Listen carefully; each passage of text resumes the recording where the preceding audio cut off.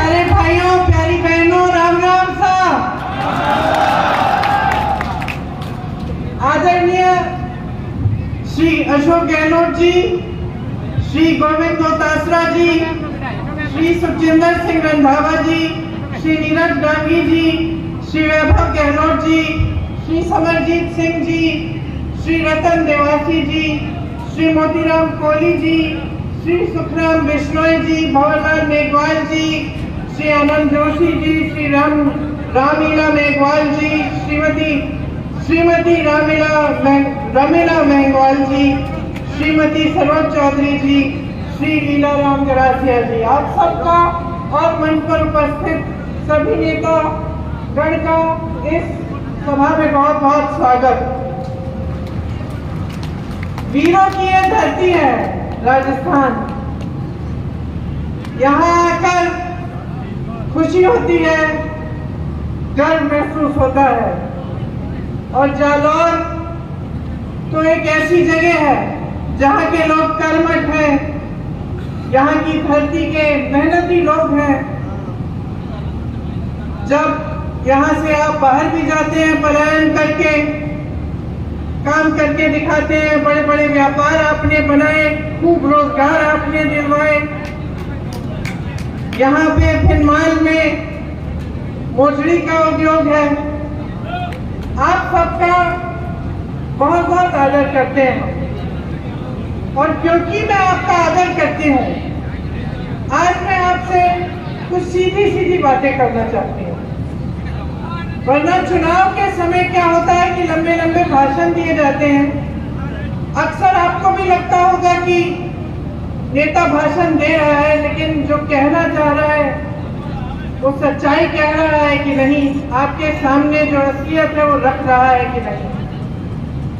इसलिए मैं चाहती हूँ कि आपसे कुछ बातचीत करूं, आपके सामने एक सच्चाई रखूं, ताकि जब चुनाव आएगा, जब दिन पोलिंग का दिन आएगा, तो आप ठीक तरह से अपने विवेक को इस्तेमाल करके पूरी जागरूकता से अपना वोट दे पाए।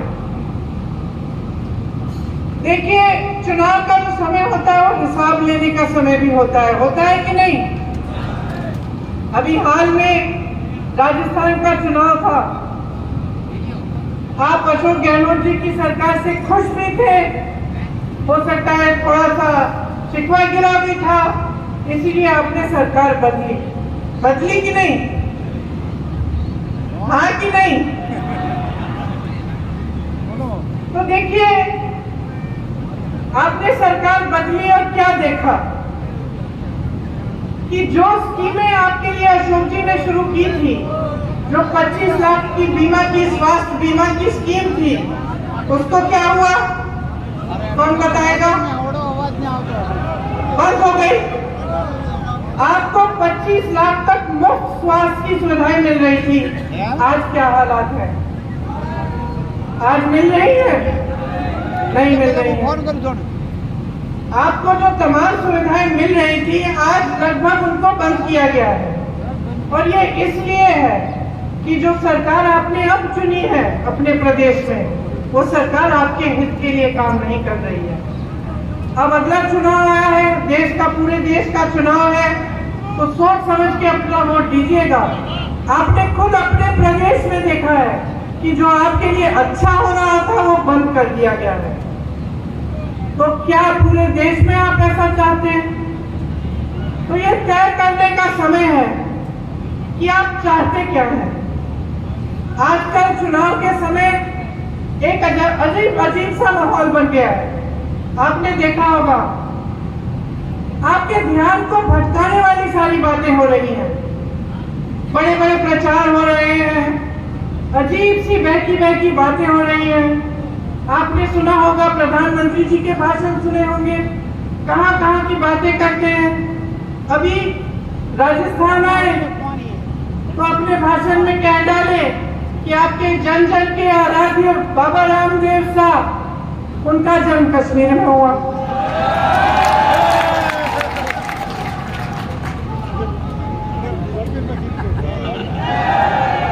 कभी वो अपनी झूठी वीरता दिखाते हैं, कभी शेखी मारनी होती है,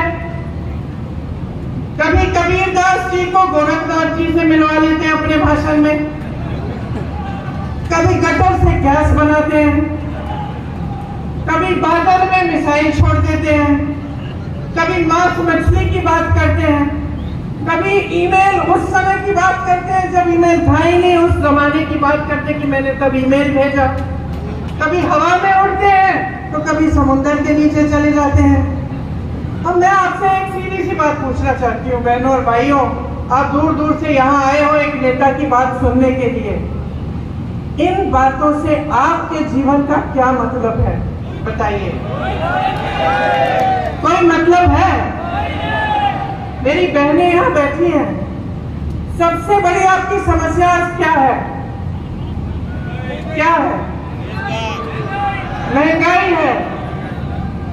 मुझे लगता है कि कुछ हो गया है मोदी जी को, समझ नहीं पा रहे हैं। क्या होता है ना, कई बार इतनी सत्ता हो जाती है कि लोग सच्चाई बताते ही नहीं है, घिर जाता है इंसान, चाहे उसके संघर्ष की कुछ भी उसका अनुभव होता है, लेकिन जब सत्ता इतनी हो जाती है लोग डरते हैं, अधिकारी डरते हैं, जो साथ में काम करते हैं वो डरते हैं कि असलियत न बताएं, तो वो इंसान कट जाता है जनता से।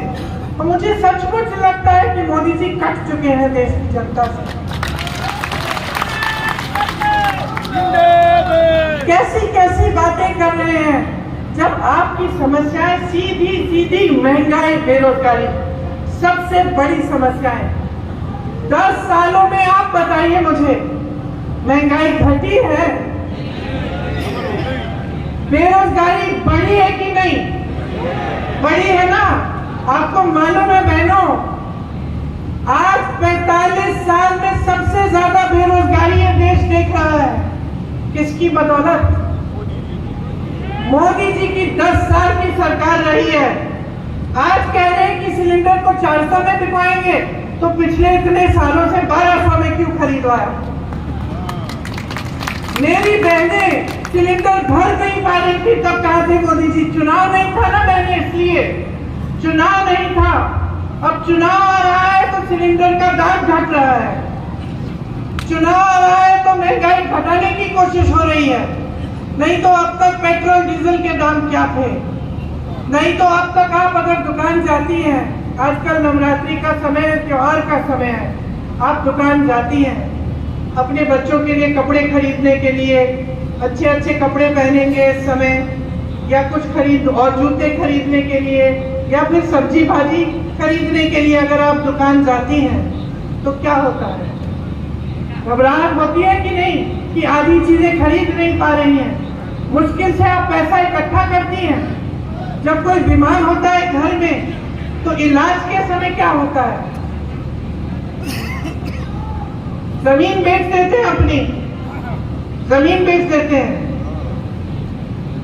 बच्चों की शादी करानी पड़ती है तो क्या करते हैं?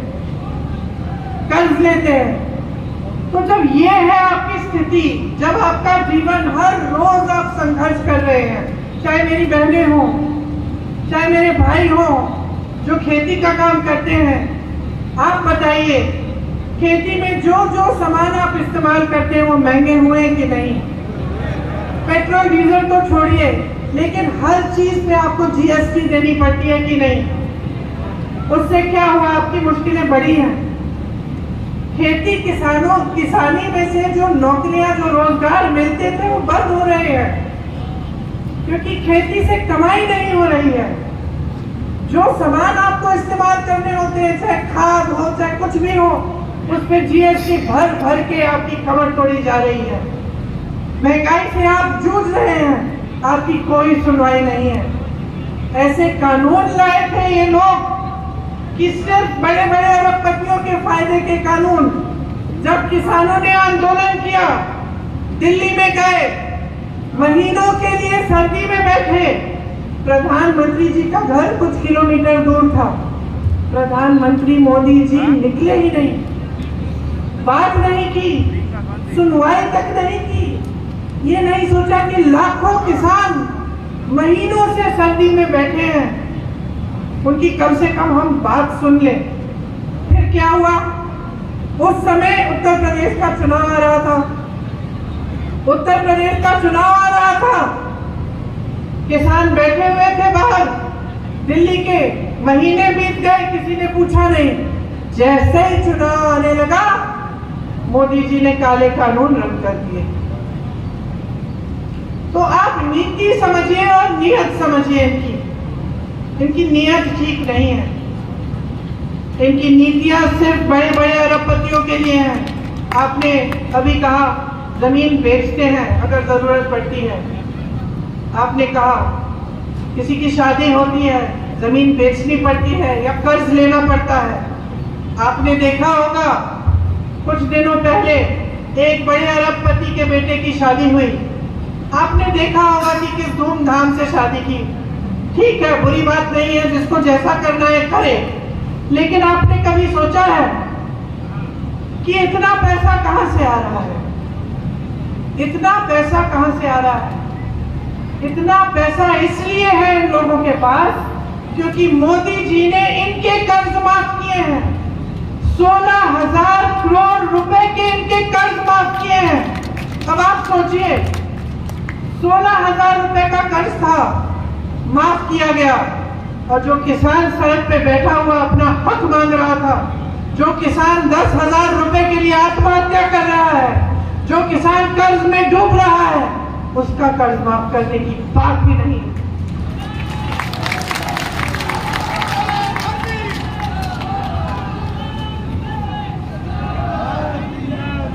आपको सिर्फ ये दिखाया जाता है पूरी मीडिया में, टीवी पे, आप फोन खोलेंगे तो फोन पे आपको यही दिखाई देता है कि देश आगे बढ़ रहा है, तरक्की हो रही है, सब बहुत खुशहाल है।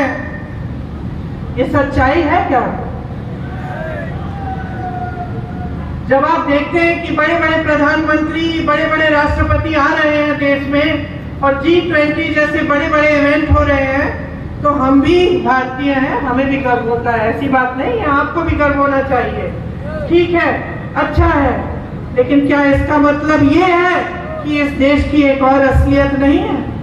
इस देश की एक सच्चाई ये है कि इस देश का गरीब रोज सुबह शाम संघर्ष कर रहा है। इस देश की सच्चाई ये है कि आप जो यहाँ बैठे हैं, आपकी कहीं कोई सुनवाई नहीं हो रही है इस सरकार में। महंगाई बढ़ती चली जा रही है, बेरोजगारी बढ़ती चली जा रही है, और रोजगार देने के बजाय क्या कर रहे हैं? अग्निवीर जैसी स्कीम ला रहे हैं। राजस्थान ने, उत्तराखंड ने, हरियाणा ने, पंजाब ने, यूपी ने अपने बेटों को हमारे सरहद पे भेजा, शहीद होने के लिए भेजा। आज की बात नहीं है, पीढ़ियों से आप भेज रहे हैं। आपके दिलों में देशभक्ति की भावना है, आपके दिलों में देश के लिए प्रेम है। आप कहते हैं कि हमारे बच्चे जाएंगे, रक्षा करेंगे देश की, और आपके बच्चे जैसे ही नौजवान बनते हैं, दौड़ लगाना शुरू करते हैं। मैंने आंखों से देखा है। मैं जब गिरफ्तार हुई थी, किसानों का आंदोलन चल रहा था, मैं लखीमपुर खीरी में थी, यूपी में। उस समय कुछ किसानों को एक मोदी जी की सरकार के एक मंत्री ने कुचल दिया था। 6 किसान मर गए थे, शहीद हो गए थे। मंत्री के बेटे ने, शायद मंत्री ने जीप के टायर के नीचे कुचल डाला था। हम उन्हें मिलने जा रहे थे।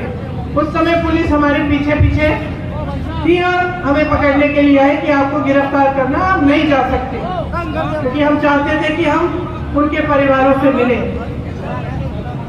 तो सुबह के 3:30 बजे थे, अंधेरा था अभी, और हम एक गांव के बाहर रुके हुए थे कि हम किस तरह से लखीमपुर खीरी पहुंचे पुलिस के बिना, के पकड़े बिना। उस समय मैंने देखा कि 15-20 लड़के, नौजवान एक ग्रुप में दौड़ लगा रहे हैं। तो अचानक मैंने पूछा कि नहीं, ये क्या है? अभी तो रात हो रही है, सुबह हुई भी नहीं है, सूरज उगा भी नहीं है, ये बच्चे दौड़ लगाने किस लिए निकले हैं? फिर वो रुके, उन्होंने बातचीत की हमसे, पता चला कि सेना के लिए तैयारी कर रहे थे। इतने से थे, अभी तो उनकी उम्र भी नहीं आई थी सेना में भर्ती होने की, लेकिन तैयारी तब से कर रहे थे। क्या उम्मीदें होंगी उनकी, क्या आशाएं होंगी, दिल में कैसी भावना होगी देशभक्ति की, और ये भी भावना कि अपने माता पिता के लिए बड़े होकर हम कमाएंगे, एक स्थायी रोजगार मिलेगा, सेना में हम भर्ती होंगे, हमारे माता पिता को गर्व होगा और हम उनका देखभाल कर पाएंगे। ये भावना ये मोदी जी समझ ही नहीं पा रहे हैं। जो अग्निवीर जैसी स्कीम निकालते हैं वो ये भावना को समझ नहीं सकते। उन्होंने इन सब आशाओं को चूर चूर कर दिया, इन उम्मीदों को खत्म कर दिया। वो समझे नहीं कि सेना में भर्ती होने का मतलब क्या है नौजवानों के लिए और तमाम देश की जनता के लिए, समझ नहीं पाए। अब उन्होंने वही चीज चार सालों की कर ली। 4 सालों के लिए कौन करेगा? एक बच्चा है हमारे पास मुंबई में, मेरे भाई की यात्रा थी, पास आया, रोने लगा, कहा कि आपको मालूम है 2 बार मैं भर्ती हो चुका हूँ, मेरा नाम आ चुका है सूची में, लेकिन हिम्मत नहीं हो रही है दीदी। 5 सालों के लिए हिम्मत नहीं हो रही है कि मैं ये काम करूं। पिताजी भी कह रहे हैं बेटा छोड़ दो, कोई फायदा नहीं है, 5 सालों के लिए तुम जाओगे, क्या पता क्या होगा, स्थायी तुम्हें रोजगार नहीं मिल रहा है, पूरे जीवन के लिए तुम कमा नहीं पाओगे, वापस आओगे तो क्या होगा। तो अब ये स्थिति हो गई है कि रोजगार बनाने के बजाय आप रोजगार घटा रहे हैं। खेती से रोजगार बनता था, खेती में कमाई नहीं बची। छोटे छोटे जो कारोबार थे, छोटे बिजनेस थे, जो यहाँ के इतने सारे व्यापारी हैं, आप रोजगार बनाते थे, आज आपकी मुश्किलें बढ़ गई हैं। जीएसटी से, नोटबंदी से, ऐसी नीतियों से जिससे आपकी भी कमर टूट रही है, जिससे आप खुद कमा नहीं पा रहे हैं। तो ये जो सरकार है ये आपके लिए नहीं चल रही है। देखिए, कांग्रेस पार्टी ने इस बार ये बात गहराई से समझी है। हम इस बात को समझे हैं कि पिछले 10 सालों के लिए मेरी बहनें आपके साथ अन्याय हो रहा है, मेरे भाई आपके साथ अन्याय हो रहा है, किसानों के साथ अन्याय हो रहा है, नौजवानों के साथ अन्याय हो रहा है, बहनें आपके साथ अन्याय हो रहा है। हम इस बात को गहराई से समझ रहे हैं, इसीलिए हम चाहते हैं कि हम ऐसी चीजें लाएं इस देश में जो आपको मजबूत बनाए। जिस तरह से बड़े बड़े उद्योगपतियों के लोन माफ हो रहे हैं, जिस तरह से देश की पूरी संपत्ति इनको दी जा रही है, हवाई अड्डे इनके हो गए हैं, बड़े बड़े कारखाने इनके हो गए हैं, जितने सरकारी थे जहाँ से रोजगार मिलते थे, बंदरगाह इनके हो गए हैं। हम चाहते हैं कि ये सारी संपत्ति वापस आपके हाथों में आए, क्योंकि बहुत संघर्ष हो गया है और आप झूठों के बहुत शिकार हो गए हैं। आपको सिर्फ झूठ ही झूठ बताया जाता है, सच्चाई आपके सामने रखी ही नहीं जाती। हमारी इच्छा है और हमने ये घोषणा की है कि केंद्र में जो 30 लाख रोजगार खाली पड़े हुए हैं उन्हें हम भरेंगे। अगर एक नौजवान स्नातक पास होता है और उसको नौकरी नहीं मिल रही है, हम उसको अप्रेंटिसशिप के तौर पे, जैसे जो अमीर लोग होते हैं उनके बच्चे पढ़ाई करते हैं, उसके बाद उनको 1 साल के लिए किसी के में जॉब लगा देते, 1 साल के लिए उनको थोड़ा बहुत पैसा कमा लेते हैं और वो सीख भी लेते हैं। लेकिन गरीबों के लिए ये मौका नहीं मिलता। तो हमने कहा है कि हम आपके लिए ये मौका बनाएंगे। जो बच्चे स्नातक पास हैं उनको 1 लाख रुपए मिलेंगे अप्रेंटिसशिप करने के लिए।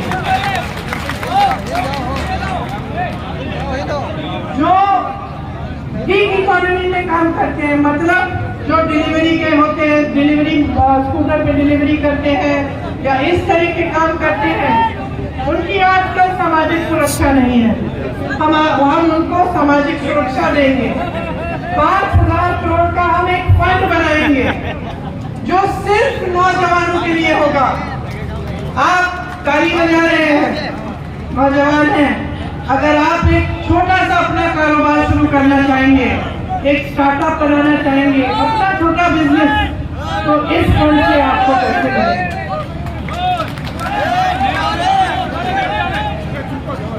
आपको मालूम है पेपर लीक की बड़ी समस्या है। गहलोत जी भी जानते हैं कि राजस्थान में भी पेपर लीक हुए थे और ये बड़ी समस्या पूरे देश में है, सिर्फ एक प्रदेश की समस्या नहीं है। और बहुत इसको रुकवाने की कोशिश चाहे कितना भी की होगी गहलोत जी ने, लेकिन फिर भी बार बार ये हो रहा था और पूरे देश में ये एक सिलसिला बन गया है कि जहां जहां आप इम्तिहान दे रहे हैं रोजगार के लिए, वो पेपर लीक हो रहे हैं, उनमें घोटाले हो रहे हैं, 20-20 लाख के लिए नौकरियां बिक रही हैं। तो इसको रोकने के लिए हम पूरे देश भर में एक कानून लागू करेंगे और एक सख्त कानून होगा। एक जॉब कैलेंडर निकालेंगे। जॉब कैलेंडर का मतलब कि जिस दिन आपकी नियुक्ति होगी, जिस दिन आपका एग्जाम होगा, जिस दिन एग्जाम का रिजल्ट आएगा, वो पहले से तय करके जॉब कैलेंडर में आपको पता चलेगा।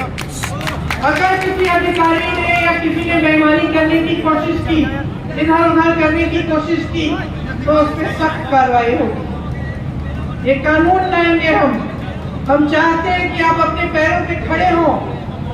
बहनों, आपके लिए जो महिला सबसे बड़ी महिला है परिवार में, उसके लिए 1 लाख रुपए मिलेंगे सालाना, हर साल, ताकि आप कुछ बचत अपनी कर पाओ, ताकि ये घबराहट ना हो कि बच्चों के लिए कुछ खरीदना है, नई वर्दी खरीदनी है, नए जूते खरीदने हैं, पैसे कहाँ से आएंगे। इसीलिए हम आपको सशक्त बनाने के लिए कर रहे हैं। और जितनी भी सरकारी नौकरियां हैं पूरे देश भर में, उनमें से 50% महिलाओं को देंगे। आज सबसे शोषित देश में श्रमिक ही होता है, सबसे ज्यादा संघर्ष करता है, खास तौर से जो पलायन करके जाते हैं। आपने देखा कोविड के समय किस तरह से अपने गांव तक पैदल चले, क्या हुआ उनके साथ। जैसे मैंने कहा, सुरक्षा नहीं होती है, वेतन भी वो दे देते हैं, तो हम चाहते हैं कि खास हमारे जाना नहीं मैं स्वास्थ्य का अधिकार हम कानूनी गारंटी बनाएंगे, ताकि जांच से इलाज तक पूरी सेहत और देखभाल उनको मुफ्त में मिलेगी। राष्ट्रीय न्यूनतम मजदूरी हम तय करना चाहते हैं, ताकि आपको 400 रुपए प्रतिदिन के कम से कम कोई नहीं दे पाएगा। और जो शहरी क्षेत्रों के लिए, जैसे हमने यहाँ गांव के क्षेत्रों में रोजगार की गारंटी दी, आपको मालूम होगा मनरेगा कांग्रेस ने शुरू किया था, उससे 100 दिन का जो रोजगार था वो आपको गारंटी मिलता था। ये अलग बात है कि मोदी जी ने उसको भी कमजोर करने की कोशिश की। शहरों में भी आपको इस तरह की रोजगार की गारंटी कांग्रेस पार्टी देना चाहती है और दे के दिखाएगी। मैंने अग्निवीर की बात की। अग्निवीर की जो स्कीम है उसको पूरी तरह से हम रद्द करवाएंगे।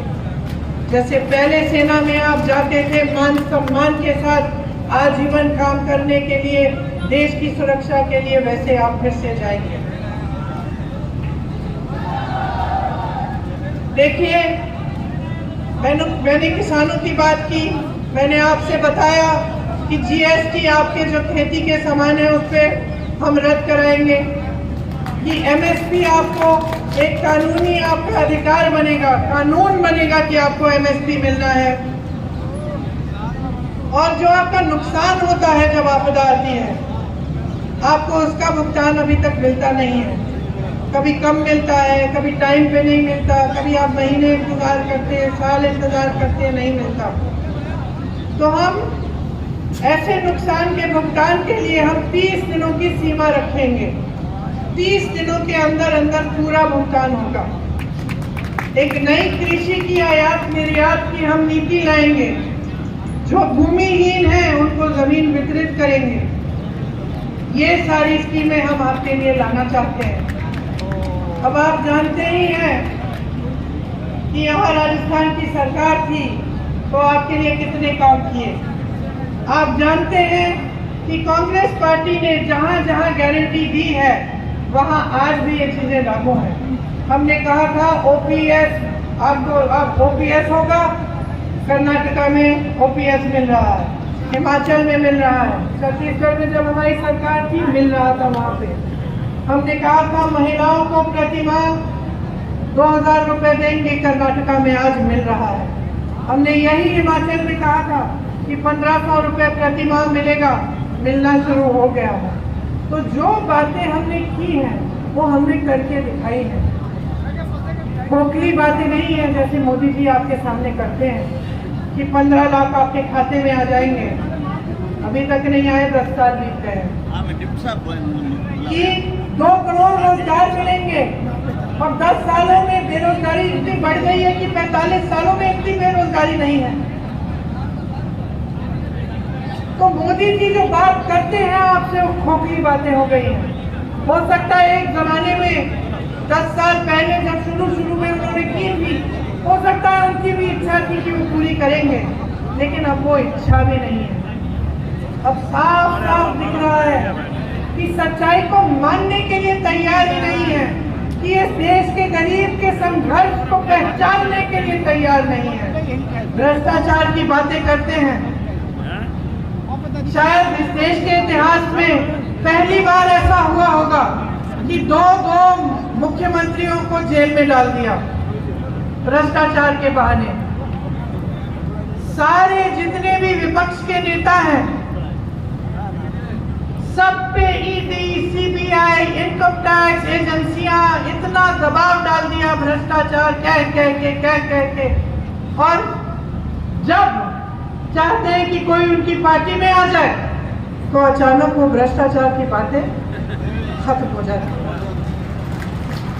वही लोग जिनके खिलाफ ये आरोप लगाते हैं, मोदी जी मंच पे खड़े होकर कहते हैं कि ये हजारों करोड़ का घोटाला किया इन्होंने, वही लोग जिस दिन मोदी जी की पार्टी में शामिल हो जाते हैं उस दिन मोदी जी ये सब बोलना बंद करते हैं, केस धुल जाते हैं, भ्रष्ट नहीं रहते, वही लोग पाक हो जाते हैं। और सबसे बड़ा भ्रष्टाचार इनका क्या है? सबसे बड़ा भ्रष्टाचार आज सामने आया है जब सुप्रीम कोर्ट ने कहा कि जिसने किसी भी राजनीतिक दल को चंदा दिया है उसकी सूची निकाल के हमें दीजिए। तो क्या हुआ? पहले तो सूची मिली नहीं है इनको, फिर जब फिर से कोर्ट ने बोला कि नहीं सूची दिखाइए हमें, तो सूची निकली और सूची में पता चला कि मोदी जी ने जितने भी भ्रष्ट व्यापारी है उनसे तो चंदा ली ही। वो जो पुल गिरा था गुजरात में, उससे जिसने वो पुल बनाया उससे चंदा ली। आप सोच सकते हैं कि ये जो कोविड की जो टीका लगा, आपको जो वैक्सीन लगी, उसको लगाने वाले से भी चंदा ली मोदी जी ने। सबसे ज्यादा चंदा मोदी जी ने ली। जो लॉटरी चलाते हैं उनसे भी ली, किसी को नहीं छोड़ा। सबसे या तो सबको ठेका दिया या किसी की पे एजेंसी लगा दी, चंदा ली, एजेंसी हटा दी। किसी को ठेका दे दिया कि तुम पुल बनाओ, तुम सुरंग बनाओ, तुम सड़क बनाओ, उसके लिए चंदा ले ली। तो इससे बड़ा भ्रष्टाचार कौन सा है? इससे बड़ा भ्रष्टाचार क्या है कि हजारों करोड़ रुपए आपने इस तरह से अन्य लोगों से दी। तो भ्रष्टाचार की जो बातें हैं वो भी इनकी खोखली हैं। कहते हैं यहाँ आकर कि मैं अकेला भ्रष्टाचार से लड़ रहा हूँ, पब्लिक से समर्थन मांगते हैं। सच्चाई नहीं है, भ्रष्टाचार से नहीं लड़ रहे हैं, ये सिर्फ विपक्षी दलों का मुंह बंद करना चाहते हैं। किसी भी बहाने किसी का घर ले लिया, किसी पे केस डाल दिया, किसी को जेल में डाल दिया। लेकिन मैं आपसे कहना चाहती हूँ कि हम डरने वाले नहीं हैं।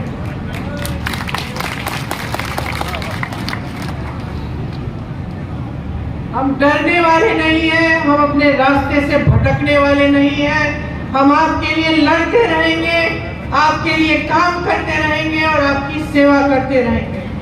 यही हमारा धर्म है और असली धर्म यही होता है। हर नेता का यही धर्म होना चाहिए।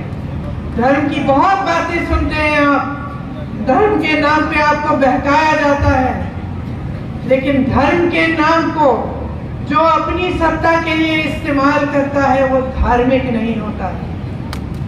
धार्मिक इंसान वो होता है मेरी बहनें, जो सेवा को समझता है, जो अपने पास वाले को, जो भाई बहनों की मदद करता है, जो सच्चाई बोलता है और जो धर्म का इस्तेमाल अपने लिए नहीं लेकिन लोगों की भलाई के लिए करता है। इसीलिए मैं खास आपसे आग्रह करने आई हूँ आज कि इनकी बातों में मत पड़िए। बहुत हो चुका है, आपने 10 साल अपना अनुभव देखा है, आपने संघर्ष किया है। इस बार इस चुनाव में आपका वोट किसी एक नेता को नहीं मिलना चाहिए, आपका वोट अपने ही पक्ष में जाना चाहिए, आपका वोट अपने लिए लगना चाहिए, डलना चाहिए। अपने बारे में सोचिए। 10 साल गुजर गए हैं, आपके बच्चे बड़े हो रहे हैं, आप मेहनत से कमा के उनको पढ़ा रहे हैं, लिखा रहे हैं, रोजगार नहीं मिल रहा है, घोटाले हो रहे हैं, खेती में कमाई नहीं हो रही है, महंगाई बढ़ रही है। क्या 5 साल और आप ये चाहते हैं? आप ऐसी सरकार चाहते हैं जो ऊपर से ऐसे दिखे कि आपको सोने का कोई डब्बा दे रहा है, डब्बा खोला तो कुछ खाली है, सब कुछ खाली है, और खूब प्रचार के साथ ये कहा जा रहा है कि आपको दे रहे हैं, दे रहे हैं, दे रहे हैं। इस गलतफहमी में मत पड़िए। अगर आपको दिया होता तो आज ये आपकी परिस्थिति नहीं होती। अगर आपको सचमुच एक सरकार मिली होती जो आपके हित में काम कर रही होती तो आपकी आज ये परिस्थिति नहीं होती कि आप महंगाई से जूझ रहे हैं, कि आप गरीबी के दलदल में फंसे हुए हैं। आपको इस दलदल से निकलना है तो एक ऐसी सरकार लाइए जो आपके लिए काम करे, जो आपको गरीबी से निकाले। आपको मालूम नहीं होगा कि कांग्रेस की सरकार ने करोड़ों लोगों को गरीबी से निकाला और बीजेपी की ये जो सरकार है वापस उनको गरीबी में धकेला है। तो आप समझिए इन बातों को गहराई से। मेरी तो यही आग्रह है कि ध्यान से आप हर चीज को समझिए, अपने जीवन को देखिए। तरक्की आई नहीं आई, तरक्की नहीं आई है 10 सालों में तो फिर से ये सरकार मत लाइए, क्योंकि कुछ बदलेगा नहीं। अगर आप बदलाव लाना चाहते हैं, अपने देश को सचमुच आगे बढ़ाना चाहते हैं तो सबसे पहले आपको खुद आगे बढ़ना पड़ेगा। अगर आप अपने पैरों पे खड़े नहीं होंगे तो ये देश किसी G20 से बड़े बड़े इवेंटों से आगे नहीं बढ़ सकता। इस देश का गरीब जब सक्षम होगा, इस देश का एक एक नौजवान जब अपने पैरों पे खड़ा होगा, जब एक एक महिला पढ़ी लिखी होगी, जब उसको भी रोजगार मिलेगा, जब देश का किसान गर्व से कह पाएगा कि आज मैंने इतना कमाया अपनी खेती से, अपने बच्चों की भूख मिटाई है अपनी खेती से, तभी ये देश सक्षम होगा, तभी ये देश आगे बढ़ पाएगा।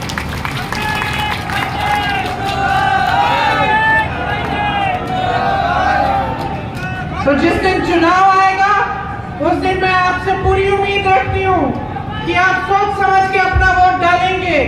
इस बार किसी मोदी सरकार को मत लाइए। ये जो बोलते हैं ना बार बार मोदी सरकार, बंद कर दीजिए इसको। इस बार जनता की सरकार लाइए, अपनी सरकार लाइए, कांग्रेस की सरकार लाइए, ताकि आप मजबूत बने, आपकी शक्ति आपके हाथों में आए, आपकी संपत्ति आपको वापस मिले और आपका हमारा देश आगे बढ़े। आपसे बहुत बहुत धन्यवाद कि आपने इतनी ध्यान से मेरी बातें सुनी। मेरी बहनों को घर भी जाना पड़ेगा तो मैं आपको छोड़ती हूँ अब, और आपसे आग्रह फिर से करती हूँ कि आपने जिस तरह से मेरी बातें ध्यान से सुनी है उतने ही ध्यान से, एकदम जैसे अर्जुन की आंख मछली की आंख पर अर्जुन का निशाना, अर्जुन का ध्यान रहता था। उसी तरह से अपना ध्यान अपने ऊपर रखिए, अपने विकास के ऊपर रखिए। हिसाब मांगिए मोदी जी से और इनकी सरकार बदल डालिए। जय हिंद।